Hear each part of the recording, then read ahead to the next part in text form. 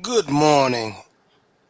What's good, everyone? This is your boy Gerald 11 Green here with another episode of the Black Man's Perspective. You know, I have my brothers with me. I have 78 Sports TV, Coast 67 Sports TV. What's going on, brothers?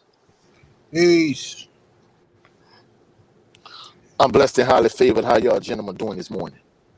Man, can't complain, bro. Definitely can't Uh, complain, can, man. can you hear me clearly, bro? Yeah, we can hear you. All right. Just in case I need to switch devices. No, but it is gonna be a short show, and Coach, I appreciate you still hopping on with you. Doing a family obligation. Um, but it's gonna be a short show, man. So, man, let's Yeah, talk about the y'all, word. Go y'all, ahead. y'all brothers family. So if y'all need me for anything, hey, we're gonna do this show. Hey, it's my pleasure, if I'm available.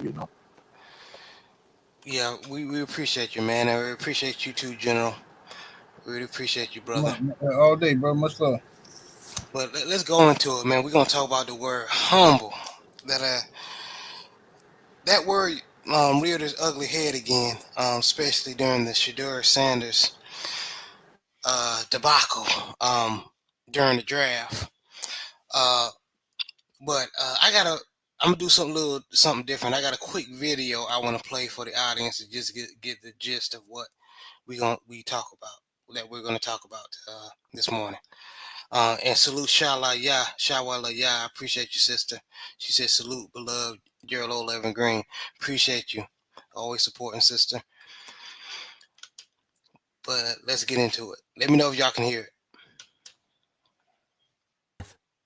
When it comes to I'm gonna have to start it over. Hold on. Yeah, I heard it though.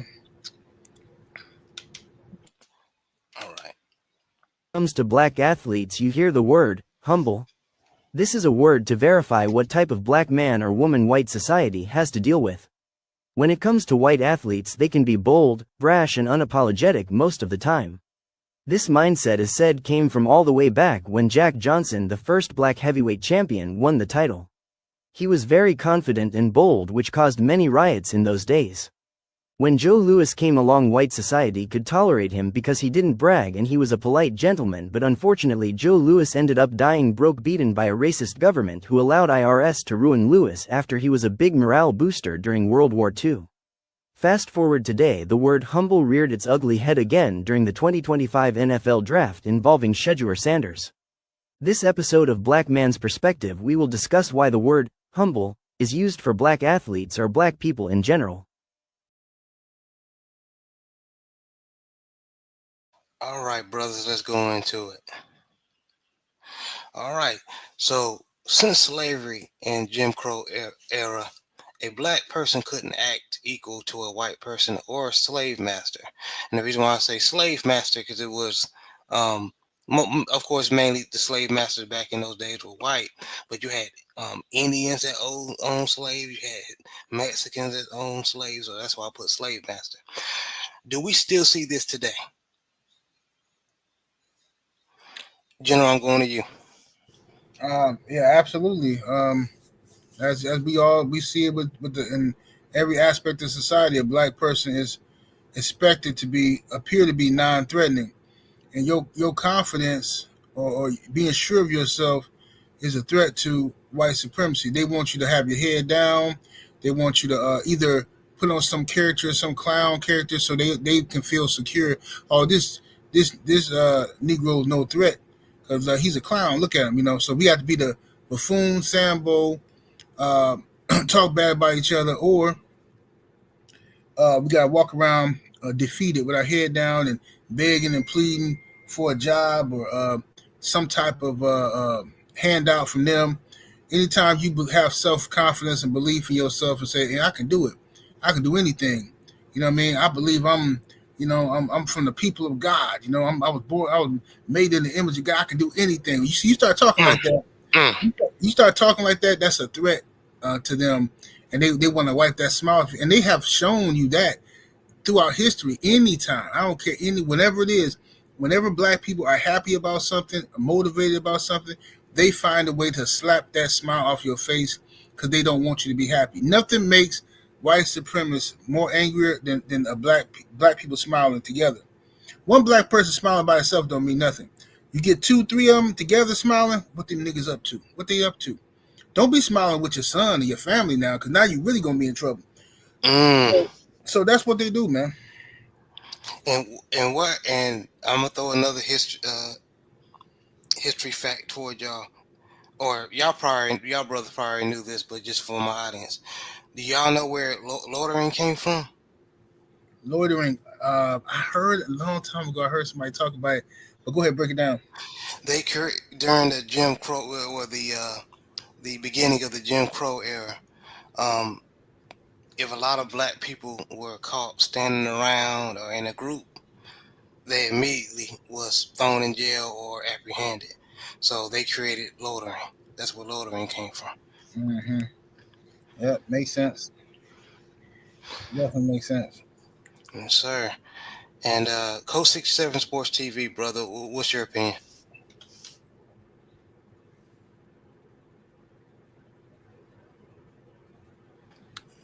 He might be You on you mute.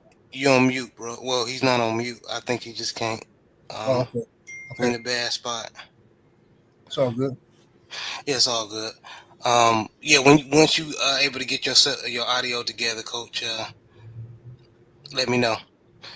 But yeah, you're definitely correct, man. Okay, I can hear you now. Say something, All Coach. right, bro. Yeah. All right. Can you hear me, bro? Yes, sir. Yeah. Well, I got a phone spam call, but anyway, the general did an excellent job breaking that down. And let me further kind of elaborate. And first of all, for all your individuals that's not subscribed to his Patreon, please go check out 7 Sports TV Patreon. He does an excellent job talking about issues that we would kind of touch on here on a black man's perspective. But just to kind of give you like kind of further elaborate, see white supremacy like individuals like Antonio Tarver and Timothy Bradley. These, even though they were boxers, champion boxers, these house slave type black people, they get in public and they cast down other black people. They don't uplift, they talk down and they cast them down. And I think that's part of the reason why white supremacy not only has a problem with the confident black man, but the confident black athlete and an involved black father. That's the reason why they don't like LeVar Ball. They don't like uh, Bill Haney. They don't like Deion Sanders. They talk about different stereotypes and they want black people to feed into the negative stereotypes. But when you have black people that actually elevate and exalt and uplift other black people and give them life and give them hope and happiness, and the general made an excellent point. He talked about this on his YouTube channel and even on his Patreon. Like I remember when Black Panther came out, the movie itself. Now, just granted, merely as a movie, and we've had so many white superheroes like Superman, whoever the case may be. However, the fact that we get a black superhero and black people all across the country, was wearing African gear, wearing dashikis, and having like huge gatherings at these Black Panther uh, movies and things of that nature. Because I remember at the time I was married, my ex-father-in-law is a pastor, and he brought his church to see Black Panther, and they all wore like African attire. Like white people were upset at that, and I'm like, it's just a movie, you know. And like the general was saying, like, hey, why do why it's just a black superhero and Wakanda's not a real place? Yeah, Wakanda itself is not a real place. However, in terms of real life, man, if in all actuality, every country in Africa could be Wakanda in terms of having a natural resource that European countries can kind of take advantage of. So whether it's diamonds, whether it's gold, whether it's some other resource. So even though Wakanda is more or less a concept more than anything, in all actuality, we could see, you talk about Africa's a poor country. No, Africa might be poor in terms of they didn't maximize their resources. However, if they was able to use their resources the way European countries would, man, Africa, in terms of just natural resources, is the richest continent on this planet. And that's why all of these colonizers uh, go to Africa to suck out the resources. That's why Burkina Faso is such a hot topic at this particular point in time. But at the end of the day, just to kind of land my plane, white supremacy, they don't want confident black people. Like the general was saying, they don't want happy black people. And they don't want black people to elevate, uplift other black people, speak life, speak hope. That's why black unity is such a threat to white supremacy. Like you see, that's why lautering is a concept. Because I don't know if y'all ever paid attention. I know, like, where I'm from here in South Louisiana, there's only no loitering signs where you see a group of black people gathering. Like, if there's a group of white guys gathering, at this bar Exactly. or whatever the case may be, there's no loitering sign. But the places where groups of black people gather, in those places are no loitering signs. And in addition to that, I'm gonna be truthful. It's to the point where some of these Middle Eastern guys, like in terms of like convenience store owners, they realize like, hey, I don't care if these guys are loitering. We're not gonna harass them as long as they're spending money. And in some instances, like I know a few convenience stores where guys hang out there and they congregate, especially like after work, but they're not up to no nonsense and no foolishness.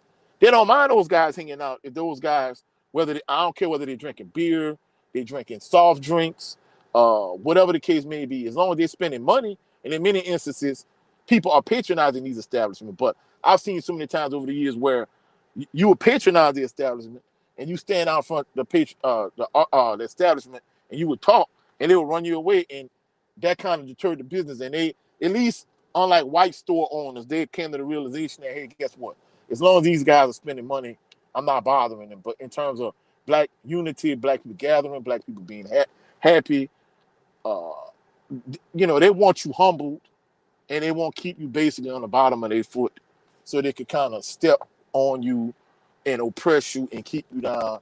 So the white supremacists, they still have a lot of these same ideologies and thoughts and mindsets from slavery and from the Jim Crow era. Yes, man, and beautifully said, Coach. And like Shawala Ya said when she was on the panel last, so she said, yes, remember when I told you all about the history of the hobo clown, falls in line with no loitering too. Yeah, yeah, yeah. They love black men just walking around, just jobless and everything back in those days. Um, yeah. Uh, salute Hamza S. He said like Gotham City was a real place. Right. Wakanda could have been Congo, the most mineral rich country in the world. Salute ATX 41 Red. Salute, brother. And salute J Bar. All right. Moving on.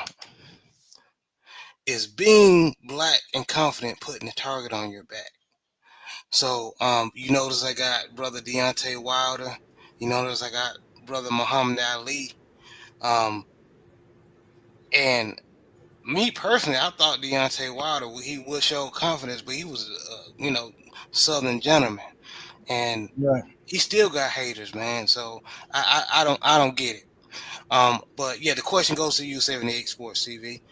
Is being black and confident putting the target on your back? Oh, for sure.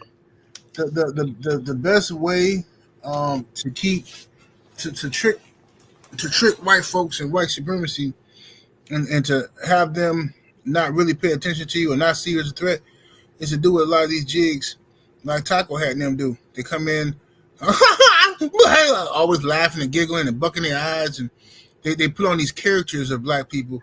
So then the enemy lets his guard down. So, oh, he ain't know. He just a goofy. Yeah, we can. Like sleep and eat, and yeah, Yeah, yeah. That's what mm, they do. That's what they do, man. And the moment you come in and they think you finna do something for your people, you confident, you inspire. That's the thing. If you inspire your people, then that's what J. Edgar Hoover was talking about, stopping the rise of a black messiah. Now he's not talking about a literal Jesus. He's talking about somebody who can come in and inspire his people and lead his people and motivate his people to do better. You know what I'm saying? And they don't want that. You know what I'm saying? Same way they didn't want Harriet Tubman leading 1,000 slaves to freedom. They don't want somebody else coming out here rising to the top and inspiring you, telling you can do the same thing. This is why Bill Haney is so dangerous to them, because Bill has a unique background, because he's from the streets, and then he changed his life, and now he in the legit world with his son making millions of dollars. That is a serious threat to them, because if he can inspire other street dudes to do the same thing, that's dangerous for them, for their structure and what they want to do. You know what I mean? They putting it out there that we don't take care of our kids. You know, the black family's all messed up, this and that. They ain't gonna tell you how they did it, how they helped to destroy the black family, but they're quick to tell you how fucked up, or excuse me, how messed up the black family is, and Right. and and and how the men ain't in the household. But whenever you see a man in the household and you see that man is respected in his community, they try to humble him, and publicly lynch him or publicly whip him in front of everybody, so that he ain't nothing. Oh, this y'all biggest baddest. We're gonna break him down. We're gonna whip him in front of the plantation. And I expect that from them. Okay, I'm used to it, unfortunately. But what hurts me still to this day is when black people participate in it. When black people sit down and get their popcorn and watch another black man get lynched, and they just cracking up laughing. See, look at him, look at him, man. That's why I ain't never gonna get used to that, man. Never. Yeah, man. Yeah, I'm in the same boat. Never gonna get used to that, man. And uh, salute the big Reg, host of Big Boy Talk. Good live last night, brother. And this brother also had a show about um, how to basically make the black community better. So um, yeah, there's a lot of brothers out here that see what's going on, and they trying to have a conversation, see what can be done. Um, but as far as going back to the word humble, man, I've seen it in the workplace, not just athletics. I've seen um, uh, young black man doing his thing at the job, in the business world, and you'll see a lot of people, not just white people, who are intimidated by it and do things to try to knock them down a peg. Right. And you see it every day if you just open your eyes. Um, Coach 67 Sports TV, what's your opinion?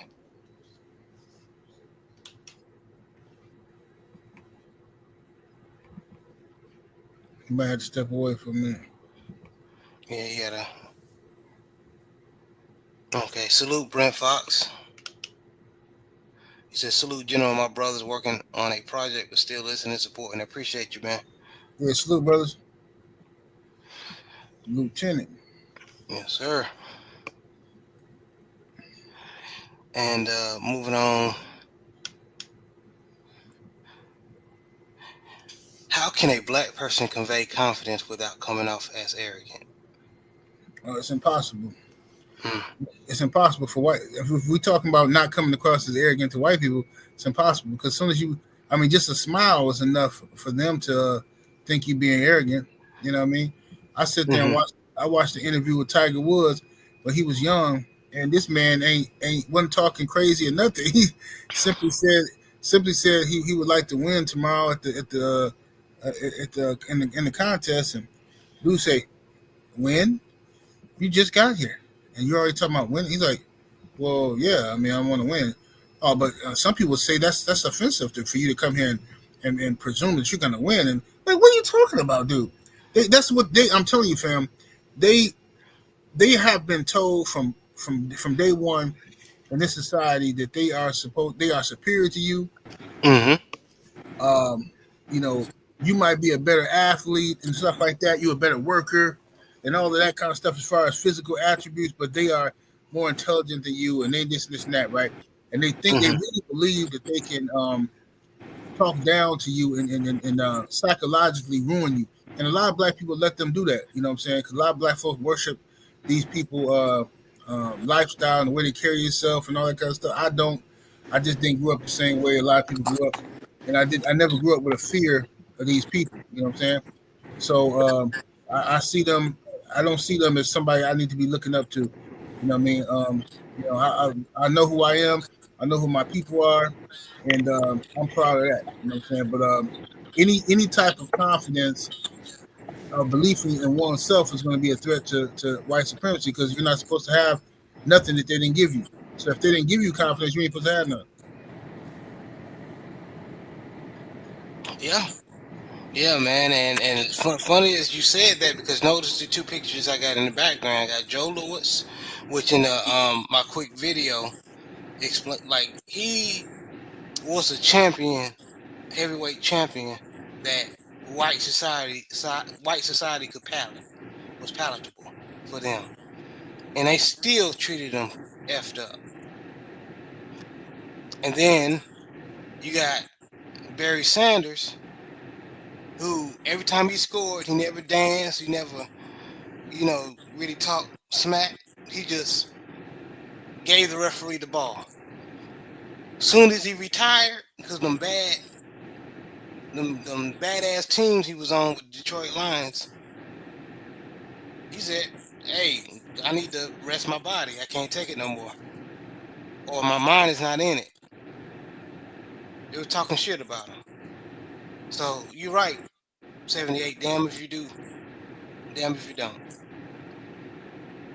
So it's just the best thing to do is just ask yourself. If you're a confident person, um, just be that, unapologetically. And coach, I can hear you, man. All right. Like I was saying about the previous question, that's why uh, the white establishment, the white boxing media, that's why they don't like athletes like Deontay Wilder, Devin the Dream Haney. Like they don't want confident black men. Even though somebody like Tank Davis is confident, he's a caricature of a black person. So all of that, hey, I'm a gorilla, I'm the king gorilla, this, that, and the third, and nonsense. I'm the king of the jungle. I'm the top gorilla. They like that book dancing, buffoonery and coonery. That's why they don't see Tank Davis as much of a threat as somebody like a Deontay Wilder. So that's the reason why even though they wouldn't elevate Wilder. I mean, I'm sorry, they wouldn't elevate Tank Davis over somebody like a Ryan Garcia. They're gonna ride with these people unlike us because they stay on code unlike black people. However, that's why they view somebody like Tank Davis as not as much of a threat as they view somebody like a Deontay Wilder or Devin the Dream Haney. And like you were saying, you use the boxing and analogy in terms of Joe Louis versus Barry Sanders. But even if you look at like Floyd Mayweather Jr., they couldn't stand him. And if you look at somebody like Andre SOG Ward, he was the antithesis of Floyd Mayweather Jr. He was a family man, Mm-hmm. a man of God, Mm-hmm. humble, quote unquote humble, but they still didn't like him. But what's the common thread between Floyd Mayweather Jr. and Andre Ward? They both like classical, typical boxers, highly skilled, but they both black. So at the end of the day, it doesn't matter what you do, you're not going to please them and accommodate them. If you're a white guy and you're knocking everybody out, or if you're a white guy and you're an outboxer and you're boring, they're not going to give you the same criticism as an outboxer like Devin the Dream Haney, because you know why? Devin the Dream Haney is black and he has a involved black father that's well spoken and has confidence and that says his son is special and speaks life and hope into his son.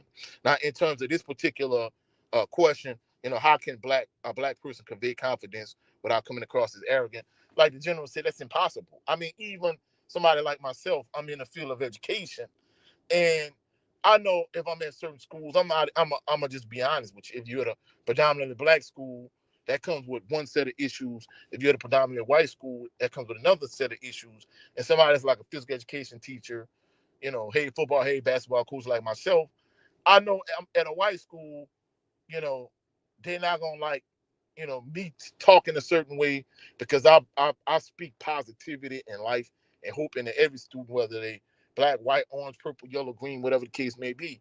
But at the same token, I know at this predominantly white school, they're not gonna like my confidence, and they're not gonna like me yelling at their white kids. I know this. And at the black school, you know, me being authentically who I am is going to be more accepted. So at the end of the day, I don't care. I don't care what field you're in. If you're a competent, educated, well-spoken, a successful black person, they want you humbled. So that's why the NFL establishment went the extra mile to buck break Shador Sanders because they don't like the way Deion Sanders come across. They don't like his confidence. They perceive that to be arrogance.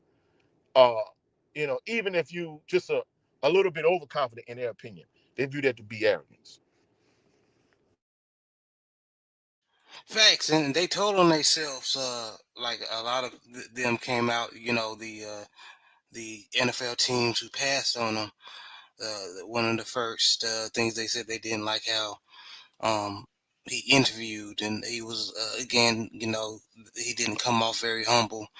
Um, of course, that's why we having this topic. Um, what fucked me up is people like Cam Newton and Chris Carter putting their 2 cents on it. And we talked about it on the Southern Baller Show, Coach. You're like, well, what are y'all talking about? Especially Cam Newton. Well, you You got to realize, we talked about it on the Southern Baller Show, but like we were saying, somebody like a Cam Newton, he's a hypocrite because everything Shador is, he was that to the third power. You understand what I'm saying? And like we said, Chris Carter, you're supposed to be this great man of faith, this man of God, but yet you coming out here, you pandering to white people, you buck dancing. To me, you come across as being worse than Timothy Bradley or Antonio Tarver. If anything, you kind of have me side eyeing you in terms of looking at you as a hypocrite. You know what I'm saying? So, in my personal opinion, like to me, it just seems like everybody's angling for all those sponsorship dollars that Shannon Sharp lost.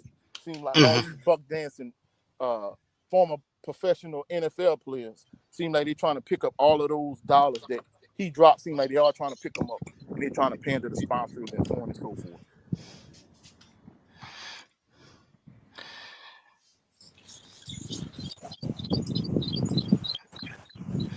and Fernando Ava Lafrey, I banned the hell out you.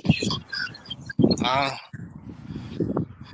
I believe in Jesus too, but we keep it in context. You don't come in my channel trying to change the context if you don't like what we talking about.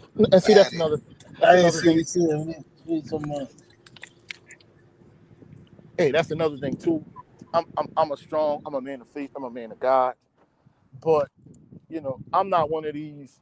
Hey, turn the other cheek Christians or whatever the case may be. If I know you're gonna do me something, then guess what? I'm gonna prevent you from doing me something. If you're against my people, then I'm against you. So, like, don't come here and try to paint this narrative like, hey, it's why it's all about. No, look, bro, get away from here with this nonsense. We three black men, we see the world we live in. I lived in America my whole life. You can't tell me no different. So don't try to run this game on me. You feel me? Like the general said, they'll try to throw their ideologies at you and try to manipulate you with what you really know was going on. Man, that's My hypocrisy. mindset, yeah, That's hypocrisy, bro. Because guess what? All the stuff they talk about, they don't even live by that themselves. So exactly. don't try to push that on me. You maybe try that with a 5-year-old. You feel? I'm a grown man. Yeah, and a lot of them have. Y'all and Sister Shawala Yah spoke on it last show. Y'all be careful. Um, of what school y'all sending y'all kids to, because Well, you have some of these teachers be trying to. If they think your kid a little bit too humble, they're gonna try to knock them down a peg. well, like I said, I'm a teacher. That's why I co-signed her message. So yeah, you have to be cognizant of that. But I'm getting ready to walk in, General, and Jared. I'm gonna talk to y'all brothers later. Y'all have a blessed weekend. No, I appreciate you You too, hopping brother. on, man, and condolences. What's up, Thank you, bro? bro. But brother 78, man, on this topic alone, any last words? Cause we're gonna get ready to wrap it up. Like I said, it was a short Right. show, but any lasting words you want to say regarding this topic? Yeah, I just want to say, man. First of all, um, if you work hard at anything, if you're sure of yourself, and you're skilled at something, regardless of what it is, if you're sure of yourself, and there's nothing wrong with being sure of yourself. Nothing wrong with being confident. There's nothing wrong with feeling like you the one. You know what I'm saying? I'm the shit. There's nothing wrong with that. That don't Right. make you. That don't, unless you talking down on somebody else, right? It don't. It's nothing wrong with feeling good about yourself. And like the sister was saying, it's very important that y'all pay attention and talk to your kids every day and find out what they learning in them schools, man. Because, like you said, like them, some of them teachers and stuff, there, because look, it was a teacher who used to try to do that to me, man. Like um what class was it? It was this teacher. I hated him, and ironically, his name was Mr. Coon. I swear his name was Mr. Coon. It was spelled with a Kuhn, right? But his name was Mr. Coon. But he was a white dude, right? And Right. this dude just hated my guts, bro. I used to wear jury. I always been in the jury, like. So, like in high school and stuff, I had like a lot of stuff that a lot of people didn't have. I was like into I used to have like blue diamonds and stuff like that, stuff that people thought was costume jewelry, but I had that stuff back then because that's what I spent my money on. But this dude just hated me, man. He thought I was a drug dealer and this and that and whatever, man. And uh, Yeah. so I was always good at history, right? And um, I remember stuff real good. So I study history and different things. So he just kept asking me these questions about history. I can't remember exactly what he was asking me, but he asked me a question. I answered it right because he thought I wasn't paying attention in class, and I was. So he asked me a question. I answered it right. So the kids started laughing at him because he thought he was gonna catch me off guard. So the kids started laughing at him. He asked me another question, right? And Mhm. I answered it right. So then he started going to a part of the book we haven't even gotten to yet, but I already knew. So I started answering that. This mug got so mad, he asked me something that was like some ridiculous stuff about the Revolutionary War that I didn't know. And he was like, yeah, maybe you should pay attention in class and you would know this. I'm like, what the fuck are you talking about? Did we even got to that yet? But that's how petty these dudes is, man. He Yeah. just wanted to knock me off of my high horse and shit, you know what I'm saying? Or just like when people, you ever seen them people where they'll ask a kid to spell a word and the kids get it right and everybody cheer for him and stuff like that. And he's like, yeah, he got it right. Good job. You know what I'm saying? Little Jimmy or whatever. Then somebody asks him to spell something else. He spell it. Everybody, good job, right? So this kid is feeling good and confident about himself. He feeling like, man, I like this praise. It's always that one grown ass piece of shit that spell ambiguous, spell this and that, some old stupid shit, right? That the kid can't spell, but he just want to see the kid face when the kid is defeated. People like that, I don't like. I don't like them type of people around me or my kids. You know what I'm saying? Don't like them around me. And you know what? We had we have had black men trying to warn us. Like my dad's father, he was a great man in his community, and he tried to warn his black community about keeping black teachers in these schools, um, because he foresaw this was going to happen. Like a lot of these teachers are going to be white and really don't have your kids' best interests at heart, and will try to hurt their self-esteem, or like what that white teacher tried to do to you, General. He Right? foreseen all this, and they didn't listen, and dealing with it now. Yeah, yeah, yeah. Just like the I remember, yeah, that stuff scars you and stay with you. I remember a teacher told me one time when I was in kindergarten or first grade. They were having a conversation about fair and unfair, and this chick told me I had unfair skin. And then she pointed out all the kids who have fair skin. So I'm sitting here like, so I'm the darkest one in the class. I'm like, you just explain what fair and unfair is. And then you say they got fair skin, I'm unfair. I got unfair skin. See, stuff like that psychologically mess with you. And If she knew what she was doing. Yeah. absolutely, she knew.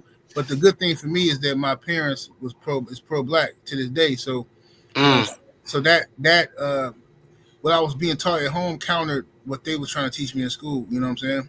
But that's not the case for a lot of black people, though. You know? Yeah, because you had your parents, it scarred you and it didn't break you. Right. A lot of our kids are being broken because they don't, their parents are not anti-black or they don't know their history themselves. So a lot of our kids are going into these schools, public schools mainly, and getting everything twisted mentally. Right. So yeah, it's definitely it's a definitely a big mountain we have to climb. Um, but like I said, we're gonna be a short show today, General. I appreciate you hopping on, taking your time and supporting the brother. I appreciate you like always. Let everybody know where they can meet you and see you. Oh man, y'all can catch me right here on YouTube at 78 Sports TV. Also catch me on YouTube on my other channel, the No 304 Show. And you can catch me on Patreon, patreon.com/ 78 Sports TV. Yes, sir. And shout out to the mighty LDBC. Also, y'all make sure y'all check out Coach 67 Sports TV and his channel. Especially if you're HBCU fan. He's a Southern alum, so and also he does other content in boxing and football and other sports. So, and of course he's a co-host with B on Southern Baller Show. So y'all make sure y'all support. But man, y'all enjoy the rest of your weekend. Y'all be blessed. Y'all be safe out here. Yes, sir. Peace, brother.